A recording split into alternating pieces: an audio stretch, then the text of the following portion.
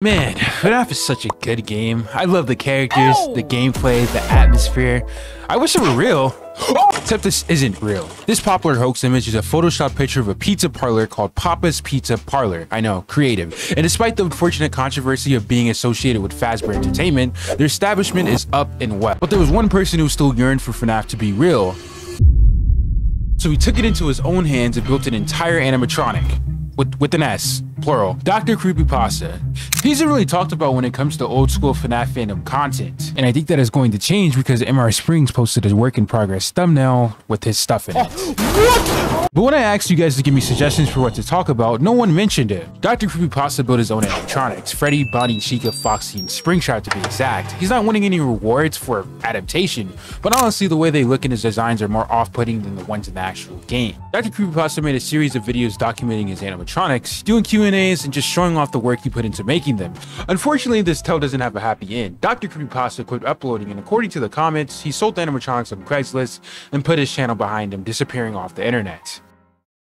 Jesus Christ, he sold them for $25,000. I'm just saying, Freddy Fazbear better be able to do my goddamn taxes for that amount of money. Anyways, speaking of creepypastas, let's talk about Mr. Creepypasta and the Fnaf Creepypasta. A bunch of creepypasta narrators like Mr. Creepypasta, Creeps McPasta, and Jordan Purser Gotti, bro just wanna be different, would narrate Fnaf fan stories. The stories were tied around the game's lore, and depending on what game era it was, there would be a lot of creative liberties taken. For the most part, it's actually a good thing because people got to fill the holes of Scott's narrative with their own headcanons. It's a glorified theory crafting. I think that's what kind of killed off webcomics and fanfiction, or at least made them decrease in volume and popularity. Back then, we didn't know jack shit about Fnaf. There was no Mimic, Charlie, Henry, even though Scott would like us to believe they were there the whole time, and certainly the sprawling plot of William Afton jujuing on the Fazbear Company name wasn't as deep as it is now.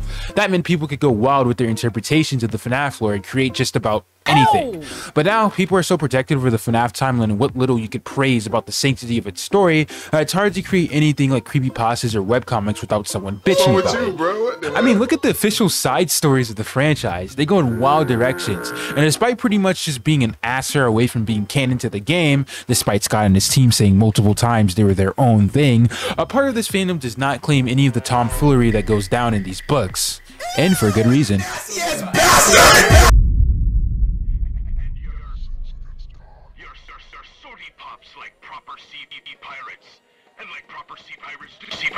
Mommy, look! The fox is weird. What happened to the legs on it, Mom? That's nice, dear. Don't climb on it. It has a hook for him. Look at the hook, Mom. Little girl, sweetie, you can't get that close to Foxy. It's not, you really shouldn't be up there. You're not my mom. You can't tell me what to do.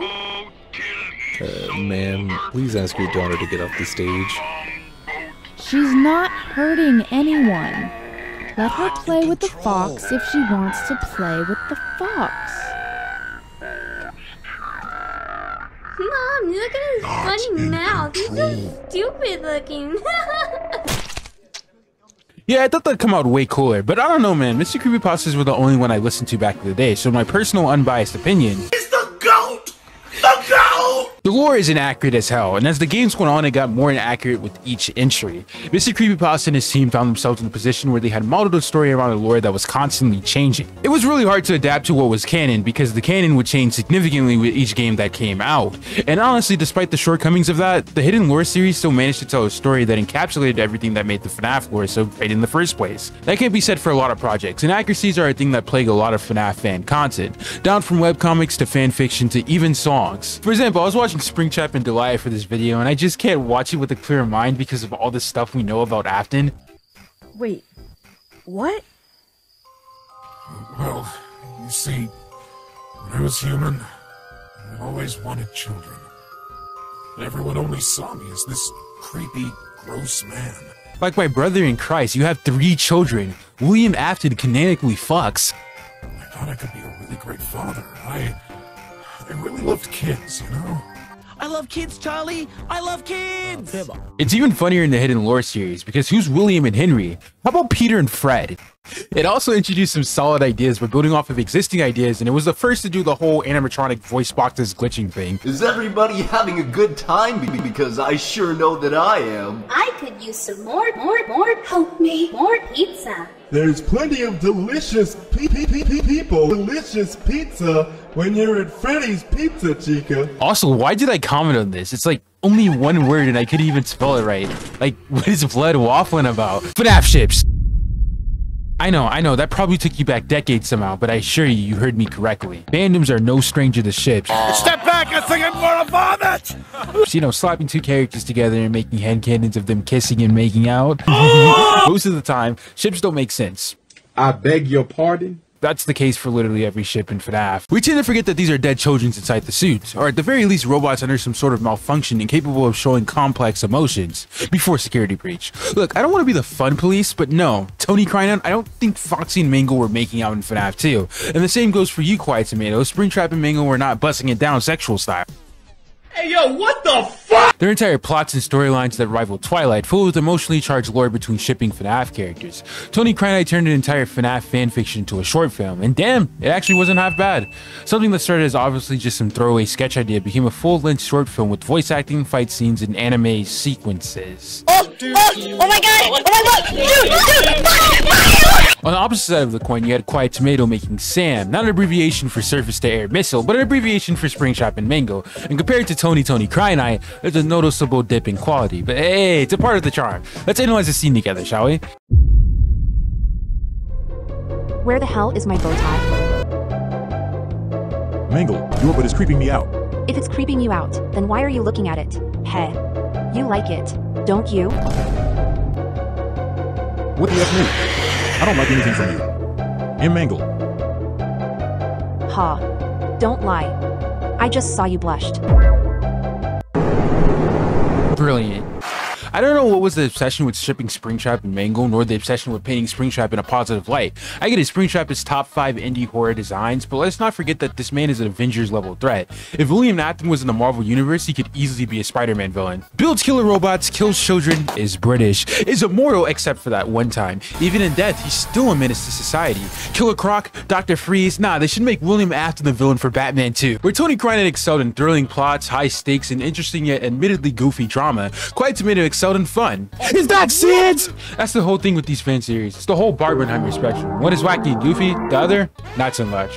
On the Barbie side of the spectrum, we got people like Sonic 99 Ray, which I'm gonna be honest, I low-key forgot existed. Sonic 99 Ray content is the Funny Vines compilation of FNAF. It's a simple formula. Get funny clip, paste audio over FNAF characters. This has potential to be the Family Guy funny moments with Minecraft parkour underneath. Speaking of such, it is halfway through the video and I don't want to kill the retention rate. So in order for this video to come out this year, here, take this. It's literally the game I've been using to procrastinate, so might as well use it as background footage. Sonic 99 Ray didn't just make random funny clips with FNAF characters, he also delved into animation memes, which are a whole topic on their own. But for some reason, their content just feels dated. Like, yeah, I know most of these vids are almost a decade old, but it feels like it's 2010 content, not 2015. Copyright alert! The video is, copyrighted. Nice. Sonic 99 Ray, much like other FNAF artists, have been crucified by the internet in some drama involving...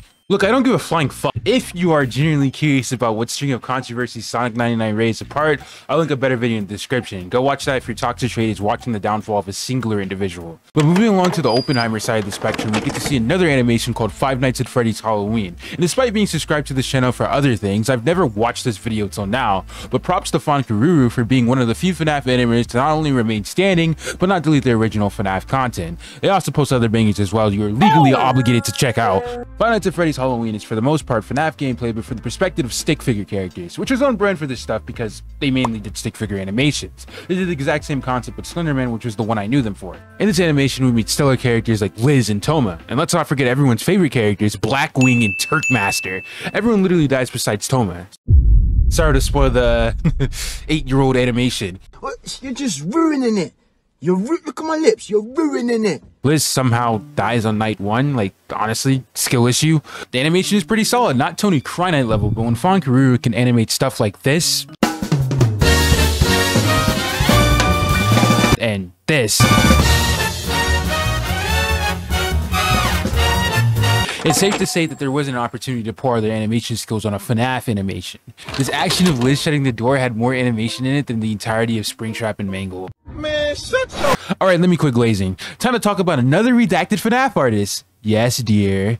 Soproxi, it's a name I had long forgotten. She's what we call a fandom nomad. She had no loyalty because she possessed this unique skill, liking more than one thing. From Adwell to Sonic to Don't Hug Me, I'm Scared, she made content on whatever the hell she wanted to. She was like the Kanye West of, I'm just gonna stop myself there. That already sounds like a baffling statement. She made FNAF content, woohoo, who didn't? Music videos galore looking like it came from 2012, but her most popular videos are actually the ones that don't involve FNAF. Like when she called out the entirety of the animation meme community. It was like this meta commentary that was an allegory for laziness in the YouTube algorithm. I don't know, she's one in a trillion or something like that. Oh, wow, she even did an animation for Hidden Lore. It all comes full circle. Having a good time because I sure know that I am.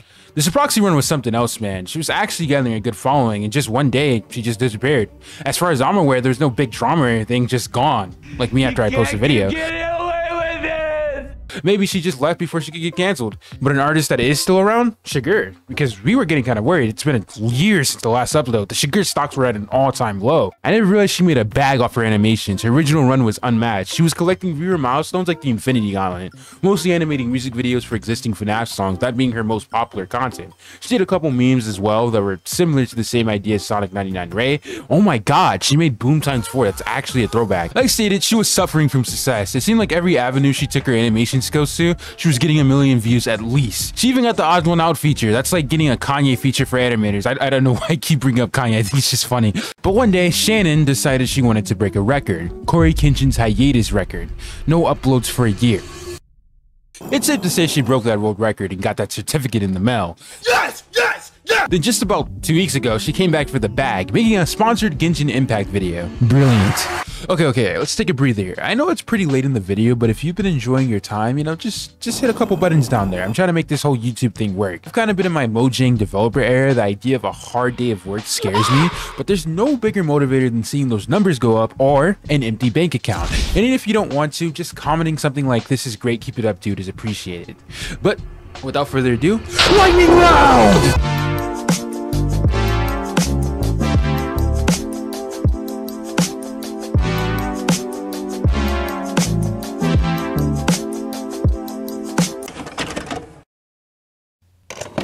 The new Night Guard by Sky, the Night Guard, which is like this pseudo-character study drama thriller that involves a new character, Sky, the Night Guard. Holy shit, this is a self-insert.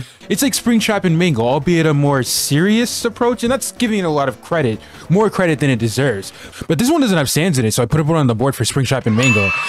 Like, can we just talk about the chokehold Robornica has had on the FNAF fandom? And some of the artists on this list, their character designs are Robornicas. You see it in Soproxi, Quiet Tomato, and of course, Sky the Night Guard. I don't know what it was. Perhaps she was just the first to present her designs on the table, but like, they stuck. FNAF webcomics, all of them, except this one. This one gets a special section. Like, I don't remember most of them. Even scrolling through the DeviantArt archives, I couldn't find anything that was even popular enough to be nostalgia. Like, how can something be forgotten if it was never known to begin with? Maybe out with the old, but I don't recall much comics in general, and most of them were just distant memories. I remember this one comic where the FNAF characters had kids. Bonnie's kid was like this emo bunny girl. It's weird because just randomly it just decided to tackle like subjects like, I don't know, sexual assault. And honestly, it wasn't the first thing I read FNAF related that tackled such out-of-pocket subjects. According to Reddit, Children Rekindled is a pretty good webcomic. I'm not sure if it's nostalgic to anyone, but hey, it sure is forgotten. This comic doesn't hold back when showing William's 5 kill streak. Like, why is bro posted up like he in Hotline Miami, bro? Then there's like the elephant in the room, Robornica and her comics, which honestly popularized the webcomic genre for FNAF. Low effort, fun skits about FNAF characters that didn't take itself too seriously. She's like the Kanye West. Ask the FNAF characters. Yeah, these characters. You can ask them like, look. You just type in your question in. Wait a minute, that's not Bonnie. Yeah, this is like a whole genre which wasn't exclusive to FNAF. I feel like they popped off more with the Undertale era, Jugchara being one of the most iconic. But the concept is simple. You type your question to real FNAF characters and they answer. Sometimes they may do some goofy shit. Like here, look at this.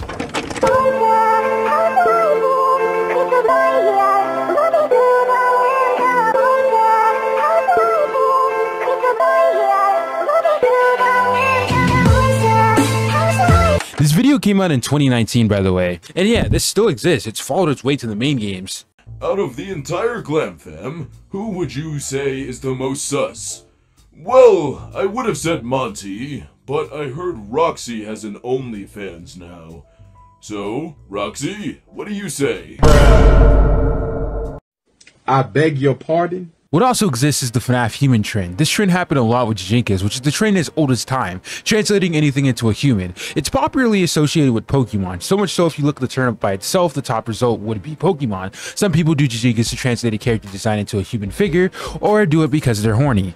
That's still the case with Fnaf. Most popular is Poe Bear, which I discussed in the previous video. To my knowledge, Poe Bear is the only Fnaf humans that made waves, because if you look up any Fnaf human character, it is mostly Poe Bear. The only other person I can think of off the top of my head is Candy Bat, who is currently obsessing over a porn game. The social media graveyard, the Fnaf tomfoolery of the first game's era, took place on a lot of platforms. You see, the cool kids were dwelling on Tumblr, back when you could find a wholesome drawing of Chica, and on the same page find a not so wholesome drawing of Chica. The alternative for people who were weirdos, well, I guess a little less weird because Tumblr was wilding back then, was Google+, my old stomping grounds, a beautiful place of role-playing, art, and just hating ass people, honestly. I genuinely think I would be a happier person if I never indulged in Google+. But part of me wonders if I would have been worse if I dabbled in Amino, because there's a reason it's no longer as big as it is now. I heard it crashed and burned. That's one of the side effects of marketing and social media for kids. DeviantArt and, as mentioned previously, Tumblr are also places of Fnaf activity, no shit. But they are not graveyards. Fnaf needed them, not the other way around. And yeah, Tumblr still exists, but you know, that site lost 60% of their user base when they banished NSFW back to the horny round. Oh wow, would you look at the time? That concludes our lightning round. No, thank you. SFMs. I'd be wrong not to mention any SFMs. SFMs were really wacky. Some were just genuine shitposts or actually attempted to tell a compelling story. The point is, there was absolutely no quality control when it came to SFM animation, and it seems just about everyone had their hands on Source Filmmaker. The SFM community back then was so bold and wild that I vividly remember coming across an SFM where Freddy and Toy Chica were... You know what I mean. The SFM community as a whole is its own Wild West within itself, but in order to keep this video somewhat self-contained, I'll just turn your attention to the household names of the Fnaf SFM community. You got your greats like Nixon, Zajcu37, and... For the love of God!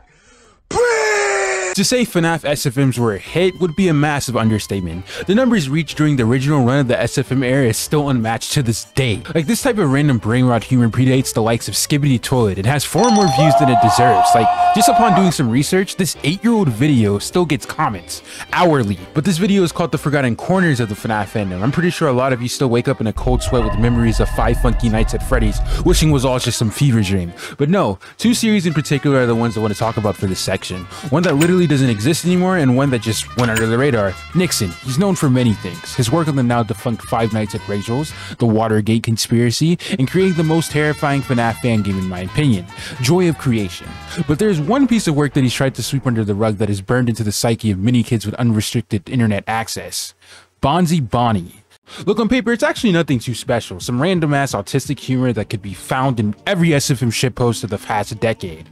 Other than having a different concept, Bonnie as Bonsai Buddy, there's nothing that distances itself from the usual 2016 SFM humor. But Bonsai Bonnie was a series, where most Fnaf SFMs kind of became one-hit wonders. Nixon persisted and continued to add onto the same joke on an episode-by-episode basis. Where regularly you watch one of these damn near shitpost levels of animation and get a quick laugh, Bonzi Bunny challenged itself to see how much more ridiculous it could get with each installment. From something as simple as Bonnie annoying the night guard with a text-to-speech voice, to the sprawling plot of all the Bonnies coming together to, quite frankly, be fucking annoying.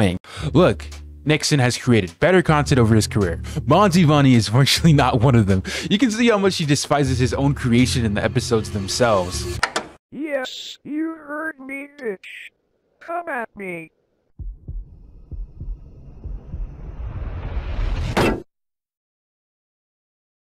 Are you fucking serious?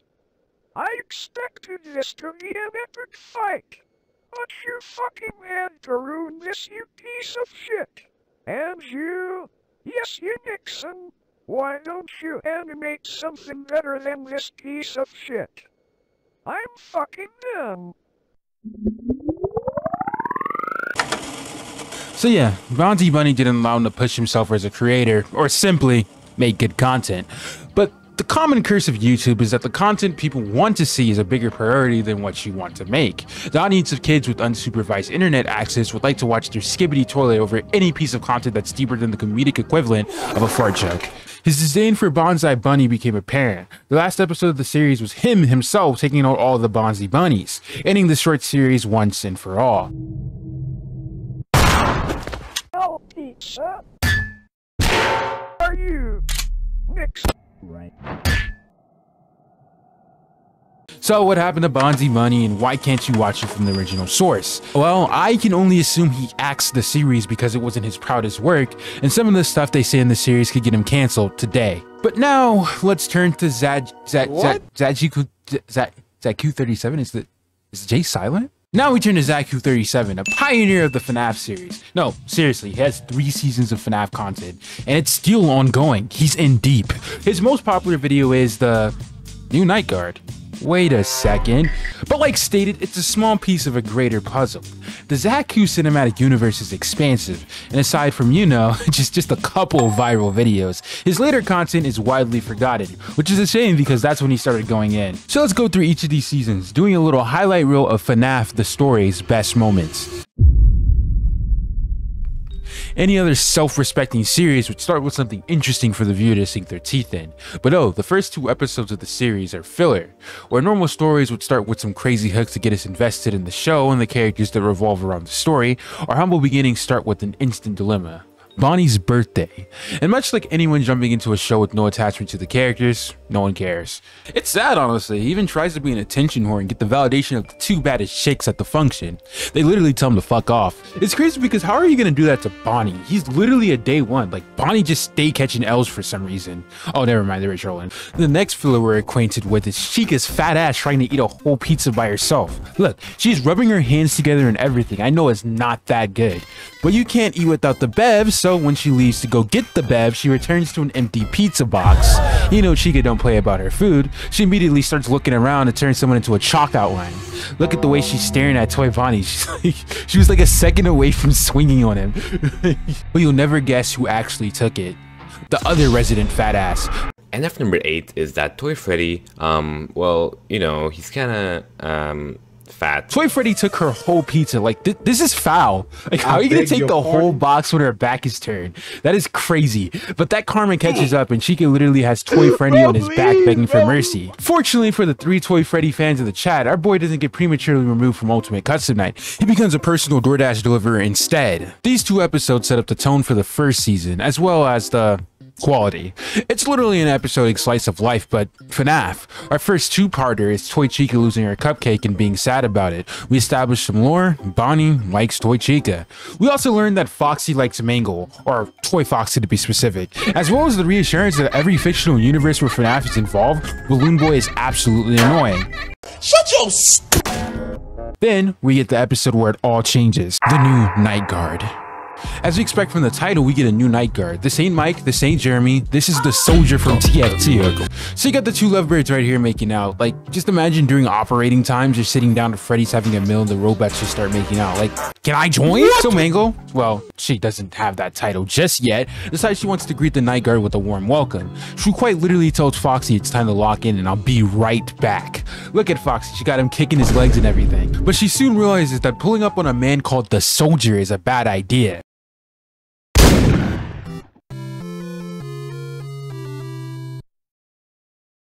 So Mangle is now officially mangled. Foxy and Chica try to put her back together, but they are short a person with the last name Emily. But don't worry, there is an Emily on site, the puppet. The puppet agrees to fix Mangle, but there are no promises. So while the group works on Mangle, Foxy is ready to get it back in blood. Let's do this.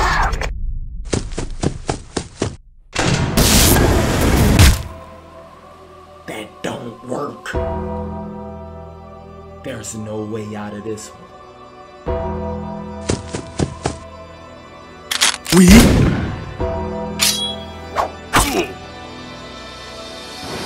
Birmingham, if you want the fucking brawl, come to us.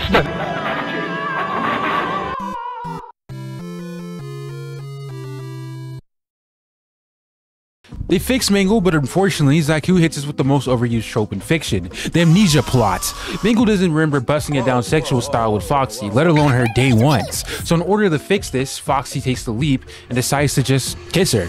And magically, her memories are back. That's called sexual assault, by the way.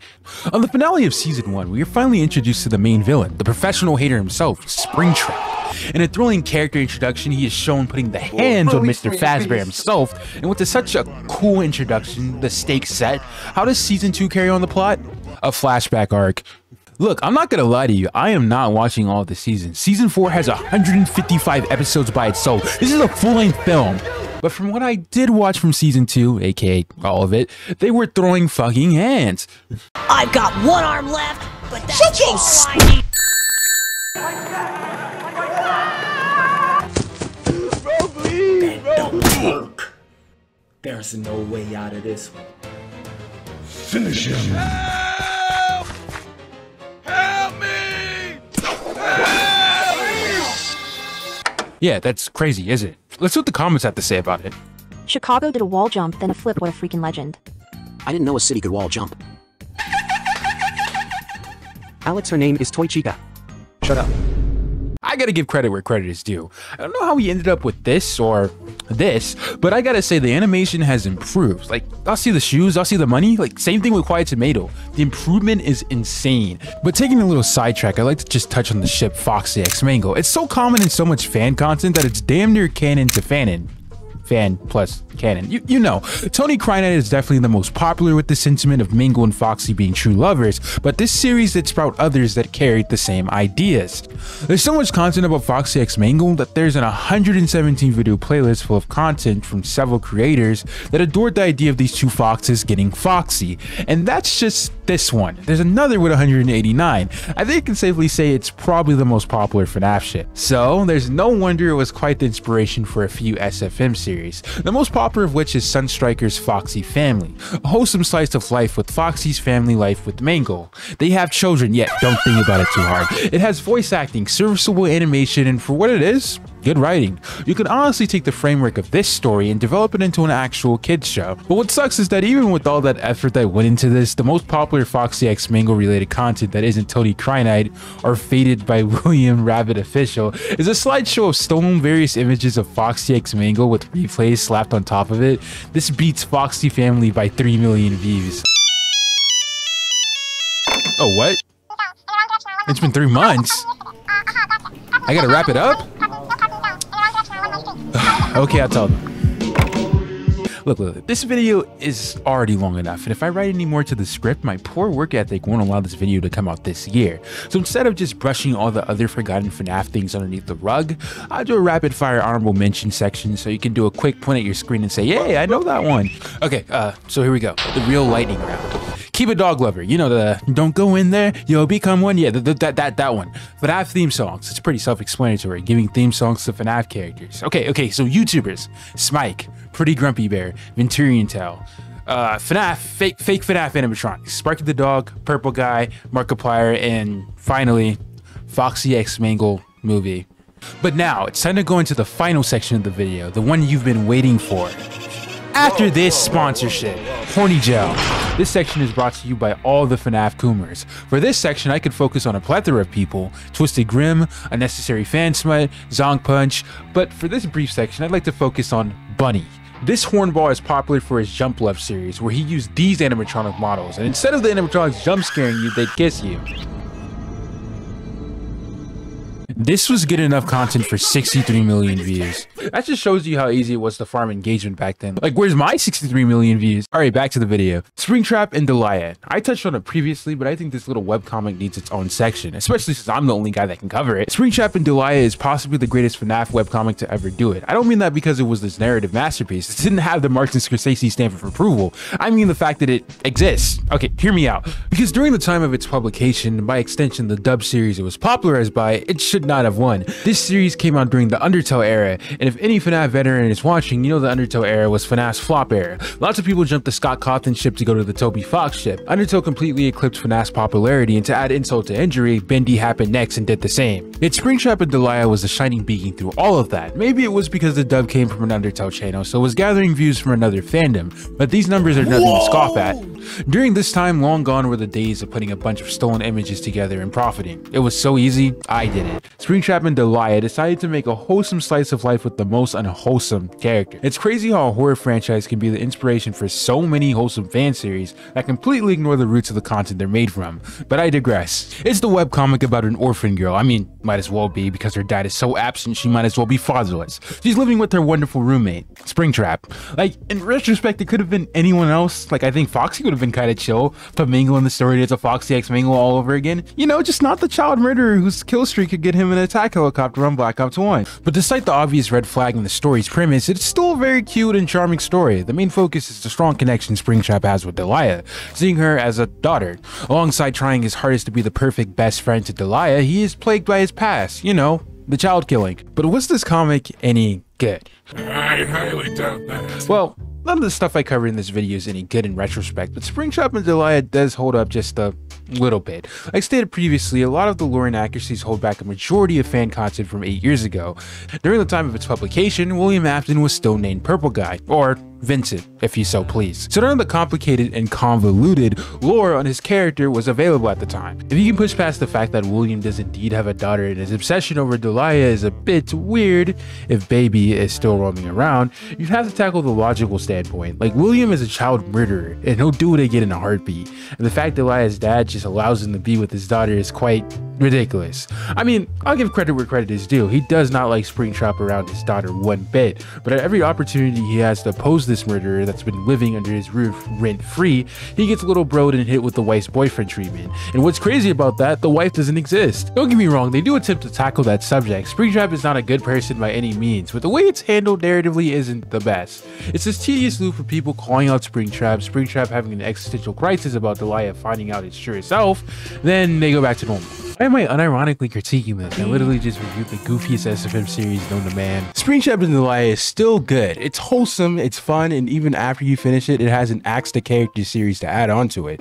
There's even a Springtrap and Deliah sequel that was teased. Oh, never mind, that was 2 years ago. That shit ain't never coming out.